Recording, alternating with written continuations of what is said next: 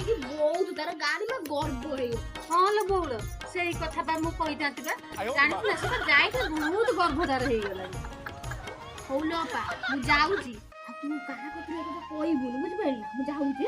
ନହେଲେ ବୋଉ ମୁଁ ଏ କଥା କାହା ପାଖରେ କହିଲି ଆଉ ତୁ ବସୁନ ଆଉ ଭଲ ମନ୍ଦ କଥା ହବା ଆଲୋ ନା ଲୋ ମୋର ସେପଟେ କେତେ କାମ ତୁ ମୋ ପୁଅକୁ ଖୋଜି ଯାଇଥିଲି ନା ଟିକେ ବସିବ ବୋଉ ଅପା କୁଆଡେ ଯାଇଥିଲୁ ଆସୁନ ଟିକେ ଏଇଠି ବସିବୁ। ନା ଲୋ ଅପା ମୁଁ ଯାଉଛି ସେଣେ ମୋର କେତେ କାମ ମୁଁ ବାପା ପୁଅଟାକୁ ବୁଝିକି ଆସିଥିଲି। ହଉ ହଉ ମୁଁ ଯାଉଛି।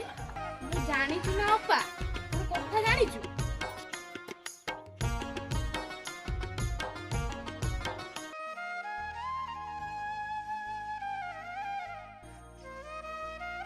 ମୋ ସେପଟରେ କେତେ କାମ ମୋ ପୁଅଟାକୁ କହିଲେ ମୋ ପୁଅଟାକୁ ବୁଝିକି ଆସିଥିଲି ଅଛ ନା।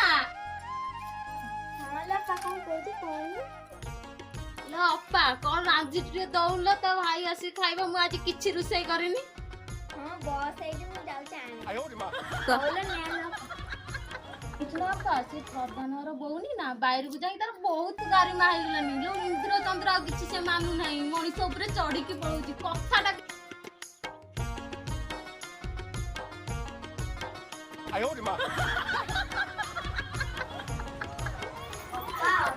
ଘରେ ଅଛି ନା? ହଁ କଣ ହେଲା କି କହୁନ? ହଁ କଣ କହୁଥିଲ ସବିତା କହୁନ କୋଉ ପଟେ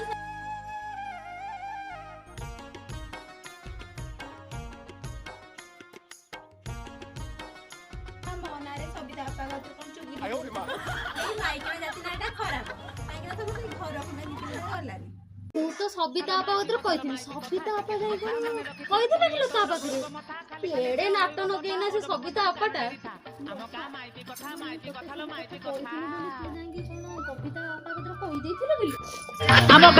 କଥା लो ମାଇପି କଥା लो ମାଇପି କଥା ଟିକେ ଶୁଣିଥା ମନେ ରଖିଥା ଶୁଣିଲେ ତୋର ଘୁରିବ ମଥା ଖାଲି ଖାଲି ଦେହ ହୋଇବ ବଥା ଅଜବ କଥାକୁ କାନ ଡେରିଥା ଆମ ଗାଁ ମାଇପି କଥା लो ମାଇପି କଥା